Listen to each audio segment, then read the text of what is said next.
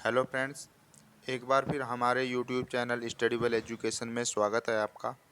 और आज हम बात करने वाले हैं कार्यालय ज्ञापन की।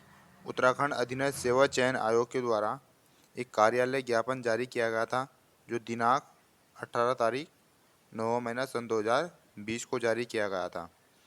और इस कार्यालय ज्ञापन का विषय हमारा रहेगा कोविड-19 संक्रमण काल में आयोग की लिखित परीक्षाओं के दौरान संक्रमण से बचाव हेतु किए जाने वाले उपायों से संबंधित दिशा निर्देश। यानी आयोग के द्वारा जो अभी हाल ही में कैलेंडर जारी किया गया है परीक्षाओं का, उन परीक्षाओं को किन किन निर्देशों के अनुसार आयोग संपूर्ण कराएगा, तो उनको देख लेते हैं क्या निर्देश आयोग के द्वारा जारी किए गए हैं। उपयुक्त विषयक प्रकरण पर आयोग के द्वारा संक्रमण काल में लिखित परीक्षाओं हेतु इस बीमारी के बचाव के लिए व्यापक विचार विमर्श किया गया तथा यह निर्णय लिया गया कि निकट भविष्य में आयोग के द्वारा आयोजित की जाने वाली लिखित परीक्षाओं के लिए परीक्षा केंद्रों में निम्न व्यवस्थाएं सुनिश्चित की जाएगी। देख लेते हैं इसमें कौन कौन सी व्यवस्थाएं सुनिश्चित की जाएगी। हमारा फर्स्ट आता है हमारा राज्य सरकार द्वारा शासनादेश संख्या दिनांक 1 सितंबर 2020 के द्वारा अनलॉक 4 से संबंधित दिशा निर्देश जारी किए गए हैं। इसमें प्रतियोगी परीक्षाओं के आयोजन की स्वीकृति दी गई है। इसके साथ ही इन दिशा निर्देशों के प्रस्तर 10 में निम्न व्यवस्था की गई है। प्रस्तर 10 जो गाइडलाइन जारी की गई थी, उसमें प्रस्तर 10 में जो दिशा निर्देश जारी किए गए उनको देख लेते हैं। प्रस्तर नंबर 10 फर्स्ट हमारा आता है इसमें प्रतियोगी परीक्षाओं के लिए राज्य के बाहर से तथा राज्य में विभिन्न जिलों से आने वाले अभ्यर्थियों एवं उनके अभिभावकों को परीक्षा से संबंधित प्रवेश पत्र के अतिरिक्त किसी परमिट, यात्रा अनुज्ञा, ई पास दिखाने की आवश्यकता नहीं है। यदि कोई भी अभ्यर्थी परीक्षा देने के लिए जा रहा है तो उसे इस तरह की किसी भी परमिशन की ज़रूरत नहीं है, जैसे परमिट होगा या यात्रा का अनुज्ञा ज्ञापी होगा। इसी के साथ साथ ई पास की भी ज़रूरत नहीं है। बस सिर्फ आपको एक प्रवेश पत्र की ज़रूरत है। आप प्रवेश पत्र घर से लेकर ही चलें, दिखाने की आवश्यकता नहीं है। इसके साथ ही परीक्षा के लिए आने वाले अभ्यर्थियों का RT-PCR या कोई अन्य टेस्ट या क्वारंटीन नहीं किया जाएगा।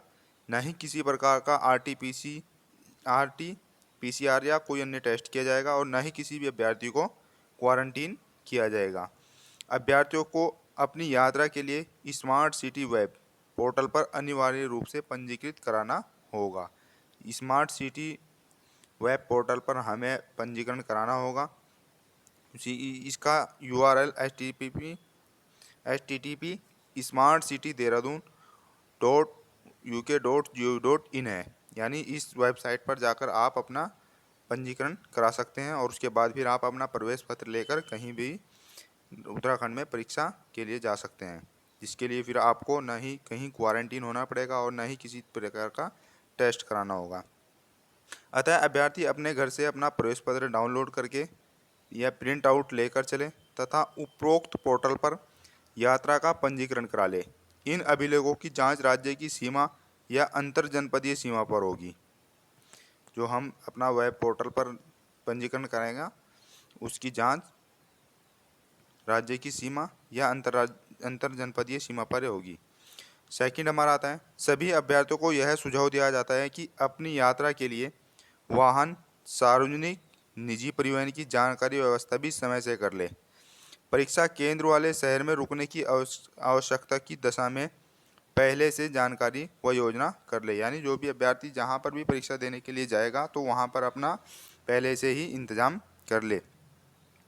थर्ड हमारा देख लीजिए आयोग द्वारा प्रवेश पत्र में परीक्षा केंद्र पर भीड़ एकत्रित होने से बचने के लिए प्रवेश के लिए समय अवधि टाइम स्लॉट अंकित की जा सकती है। अतः पूरा प्रयास यह करे कि उसी टाइम स्लॉट में परीक्षा केंद्र में प्रवेश कर ले। यानी जो आयोग के द्वारा परीक्षा का समय बताया जाएगा उसी के दौरान उसी के अंतर्गत हम वहां पर पहुंचने की कोशिश करें, परीक्षा केंद्र में प्रवेश कर ले, जिससे प्रवेश के लिए परीक्षा केंद्र में अनावश्यक भीड़ न हो। जो अभ्यर्थी परीक्षा केंद्र पर जल्दी पहुंच जाते हैं वे परीक्षा केंद्र के बाहर अन्य स्थान, पार्क आदि में अपने टाइम स्लॉट की प्रतीक्षा करें। जो अभ्यर्थी अपने निर्धारित समय अवधि में उपस्थित नहीं होंगे उन्हें परीक्षा से वंचित किया जाएगा। यदि आप समय से नहीं पहुंचते हैं तो आपको परीक्षा से वंचित किया जा सकता है। नेक्स्ट देख लीजिए नेक्स्ट हमारा आता है नंबर 4, अभ्यर्थी अपने साथ मास्क अनिवार्य रूप से लाएंगे, अन्यथा परीक्षा केंद्र में प्रवेश की अनुमति नहीं दी जाएगी। यदि आपके पास मास्क नहीं है तो आपको प्रवेश नहीं दिया जाएगा परीक्षा के लिए। इसके अतिरिक्त यदि वे व्यक्तिगत सुरक्षा की दृष्टि से उचित समझते हैं तो हाथों में ग्लव्स पहनकर आ सकते हैं। अभ्यर्थी अपने साथ पारदर्शी बिना लेवल के बोतल में पानी और पारदर्शी बोतल में सैनिटाइज भी ला सकता है। सैनिटाइज भी ले जा सकते हैं और पानी पीने का अपना आप भी ले जा सकते हैं, लेकिन बोतल पारदर्शी हो जिसमें एक साइड से दूसरी साइड देखा जा सके। 5 हमारा आता है शारीरिक दूरी, सामाजिक दूरी का पालन अनिवार्य रूप से किया जाएगा। प्रवेश के दौरान सुरक्षा जांच परिसर में तथा परीक्षा कक्ष में शारीरिक दूरी के नियम लगभग 6 फीट की दूरी का पालन प्रत्येक अभ्यर्थी के लिए अनिवार्य होगा। इसी के अनुरूप उनके बैठने की व्यवस्था भी की जाएगी। अभ्यर्थियों को जो बैठने की व्यवस्था की जाएगी वो इसी अनुरूप की जाएगी, सोशल डिस्टेंसिंग की या शारीरिक दूरी के हिसाब से, जिसमें लगभग 6 फीट का दूरी बनाई जाएगी। नेक्स्ट हमारा आता है नंबर 6, प्रत्येक अभ्यर्थी की परीक्षा केंद्र पर प्रवेश के समय थर्मल स्क्रीनिंग की जाएगी। अधिक तापमान पाए जाने पर या कोई लक्षण पाए जाने पर ऐसे अभ्यर्थियों की परीक्षा हेतु अलग कक्ष की व्यवस्था की जाएगी। यानी किसी भी अभ्यर्थी में किसी भी तरह की कोई भी लक्षण पाए जाते हैं, थर्मल या ताप टेम्परेचर में कमी आ जाती है, तो उसके लिए अलग से हॉल बनाया जाएगा, लेकिन उसको ऐसी क्वारंटीन नहीं किया जाएगा। नंबर 7 हमारा आता है प्रवेश द्वार पर प्रवेश पत्र की जांच के साथ साथ पर्याप्त दूरी से HHMD hand held metal detector से अभ्यर्थियों की सुरक्षा जांच की जाएगी। HHMD से अभ्यर्थियों की सुरक्षा जांच की जाएगी। मोबाइल फ़ोन तथा अन्य प्रतिबंधित सामग्री का प्रवेश परीक्षा केंद्र में प्रतिबंधित रहेगा। आप मोबाइल फ़ोन नहीं ले जा सकते या अन्य प्रकार की जो भी प्रतिबंधित सामग्री है उसको भी नहीं ले जा सकते। अतः अभ्यर्थी इन्हें परीक्षा केंद्र के बाहर ही रखने या छोड़ने की व्यवस्था करे, अन्यथा उन्हें परीक्षा से वंचित किया जा सकता है। अभ्यर्थियों के ऐसे सामान की सुरक्षा की जिम्मेदारी आयोग या परीक्षा केंद्र की नहीं होगी। मोबाइल या किसी भी प्रकार का जो आपका सामान है इसकी जिम्मेदारी आयोग या परीक्षा कक्ष की नहीं होगी। इसको आप अपने ही स्तर से बाहर रखिए या किसी अपने जानने वाले या परिचित को दीजिए। नंबर 8 आता है हमारा परीक्षा केंद्र तथा परीक्षा कक्ष में हैंड सैनिटाइजर की पर्याप्त व्यवस्था आयोग की ओर से होगी। आयोग के द्वारा हैंड सैनिटाइजर दिया जाएगा जिसका उपयोग अभ्यर्थी कर सकते हैं। परीक्षा केंद्र को सैनिटाइज करने के लिए भी समुचित सैनिटाइज आयोग की ओर से उपलब्ध कराया जाएगा। परीक्षा कक्ष को भी सैनिटाइज कराया जाएगा और अभ्यर्थियों के लिए भी सैनिटाइज वहाँ पर मौजूद होगा। नेक्स्ट हमारा 9 नंबर आता है हमारा सुरक्षा जांच से संबंधित सभी कार्मिकों को आयोग के व्यय पर PPE किट उपलब्ध कराई जाएगी। यानी जितने भी कर्मी होंगे वहाँ पर परीक्षा हॉल में उनको सभी को PPE किट उपलब्ध कराई जाएगी। इसके साथ ही परीक्षा केंद्र में परीक्षा कार्य में लगे सभी अधिकारियों कर्मचारियों के लिए भी मास्क व ग्लव्स की व्यवस्था आयोग के द्वारा सुनिश्चित की जाएगी। जितने भी वहाँ पर अधिकारी या कर्मचारी होंगे सभी को मास्क आयोग देगा और ग्लव्स भी आयोग ही देगा। नंबर 10 हमारा आता है परीक्षा प्रारंभ होने से पहले व परीक्षा समाप्त होने के उपरांत परीक्षा केंद्र को सैनिटाइज किया जाएगा। इस प्रक्रिया में परीक्षा में उपयोग होने वाले कक्षों, उपयोग में लाए जा रहे फर्नीचर, आने जाने के रास्ते, बरामदे, टॉयलेट को भी सैनिटाइज किया जाएगा। यानी सभी जगह से सैनिटाइज किया जाएगा जहाँ पर परीक्षा आयोजित की जाएगी। इस कार्य के लिए सोडियम हाइपोक्लोराइड या क्लोरोक्सीलेनोन या पैराक्लोरोमेटालेनोन रसायन के समुचित अनुपात का उपयोग किया जाएगा। इन दवाइयों से पूरे हॉल को, रास्तों को, टॉयलेट को हर तरह से सैनिटाइज किया जाएगा। परीक्षा कक्ष में परीक्षक यानी इन्विजिलेटर द्वारा भी संपूर्ण अवधि पर मास्क व दस्ताने का उपयोग किया जाएगा। जब तक हमारी परीक्षा होगी तब तक इन्विजिलेटर यानी परीक्षक मास्क रखेगा और साथ ही साथ ग्लव्स भी पहन कर रखेगा। समय समय पर आवश्यकता अनुरूप वे अभ्यर्थियों के हाथों को भी सैनिटाइज किएगा, यानी बीच बीच में वो सैनिटाइज करता रहेगा अभ्यर्थियों के हाथों को भी।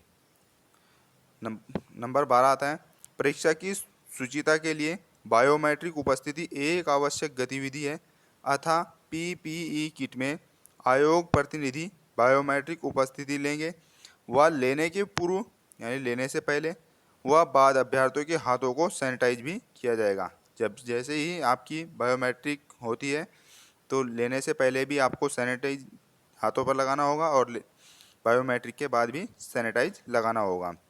नंबर 13 आता है, परीक्षा परिसर में पान, गुटखा, च्युइंगम, अन्य प्रकार की खाद्य सामग्री व धूम्रपान पूर्ण रूप से प्रतिबंधित होगा।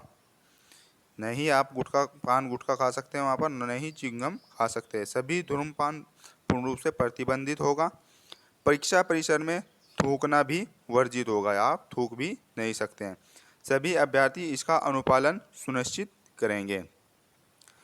नंबर 14 हमारा आता है, परीक्षा समाप्ति पर केंद्र अधीक्षक यह सुनिश्चित करेंगे कि अभ्यर्थियों को कक्षवार छोड़ा जाए, जिससे बाहर निकलते समय भी शारीरिक दूरी के नियम का पालन हो सके। जब तक परीक्षा वाला जो भी हमारे वहाँ पर टीचर्स होते हैं, जब तक वो हमको नहीं बोलेगा तब तक आपको नहीं निकलना है परीक्षा कक्ष से, ताकि भीड़ ना हो। नंबर 15 आता है हमारा, यदि परीक्षार्थियों के साथ उनके अभिभावक या माता पिता आए हो तो वे परीक्षा केंद्र के गेट पर या उसके निकट भीड़ में एकत्रित न हो, बल्कि अलग अलग स्थानों पर रहें या परीक्षा केंद्र से दूर पार्क या किसी अन्य स्थान पर प्रतीक्षा करें। नेक्स्ट हमारा आता है नंबर 16, कोविड-19 के कारण आयोग के द्वारा पहले उन परीक्षाओं को लिया जा रहा है जिसमें अभ्यर्थियों की संख्या कम है। धीरे धीरे परीक्षा केंद्रों तथा अभ्यर्थियों के लिए सुविधाओं की उपलब्धता के उपरांत अधिक संख्या वाली लिखित परीक्षाओं का आयोजन किया जाएगा। प्रारंभ यानी आयोग के द्वारा प्रारंभ में उन परीक्षाओं को कराया जाएगा जिसमें अभ्यर्थियों की संख्या कम है। जैसे हमारा आप कह सकते हो हाई कोर्ट टाइपिंग, जो हाई कोर्ट टाइपिस्ट वालों की अभी टाइपिंग बची है उनकी टाइपिंग पहले होगी और उसके बाद फिर हमारा आबकारी होगा। आबकारी इसमें भी अभ्यर्थियों की संख्या कम है, आबकारी और फिर प्रवर्तन सिपाही, आबकारी सिपाही और प्रवर्तन सिपाही की परीक्षा होगी। इसमें अभ्यर्थियों की संख्या बहुत कम है और उसके बाद फिर सभी जितने भी जैसे जैसे अभ्यर्थियों की संख्या के अनुसार आयोग परीक्षा को कराएगा। वर्तमान में कोविड-19 संक्रमण से बचाव शीर्ष प्राथमिकता है, किंतु परीक्षाओं का आयोजन भी आयोग के लिए अत्यंत महत्वपूर्ण है। इस समस्त प्रक्रिया में अभ्यर्थियों द्वारा उपरोक्त निर्देशों का पूर्ण अनुपालन करके सहयोग दिया जाना आवश्यक है, जिससे आयोग की परीक्षाएं धीरे धीरे संपन्न होती रहे व अभ्यर्थियों को चयन में भागीदारी का अवसर मिलता रहे। अतः सभी पक्षों से यह अपेक्षा की जाती है कि संक्रमण से बचाव के लिए इन निर्देशों का अनुपालन सुनिश्चित करेंगे। इन निर्देशों की अवहेलना या परीक्षा के दौरान अनुचित आचरण अभ्यर्थी का अभ्यर्थन निरस्त करने के लिए पर्याप्त कारण माना जाएगा। यदि कोई भी अभ्यर्थी इन निर्देशों का पालन नहीं करता है तो आयोग उसका अभ्यर्थन निरस्त कर सकता है। संकट काल में सुरक्षित लिखित परीक्षाओं की शुभकामना के साथ। तो फ्रेंड्स, ये गाइडलाइन आयोग के द्वारा जारी की गई थी और इनकी प्रतिलिपि भी आयोग के द्वारा निजी सचिव को, मुख्य सचिव, अपर मुख्य सचिव उत्तराखंड शासन, इन सभी को आयोग के द्वारा प्रेषित कर दी गई है। तो वीडियो के देखने के लिए फ्रेंड्स थैंक यू। और यदि इसी तरह की वीडियो आप देखना चाहते हैं तो हमारे यूट्यूब चैनल को सब्सक्राइब कर लीजिए और साथ ही साथ बेल आइकन को भी प्रेस कर लीजिए, ताकि जब भी मैं ऐसी तरह की वीडियो डालूं तो आपके पास नोटिफिकेशन सबसे पहले पहुंच जाए। Okay friend, thank you for watching video.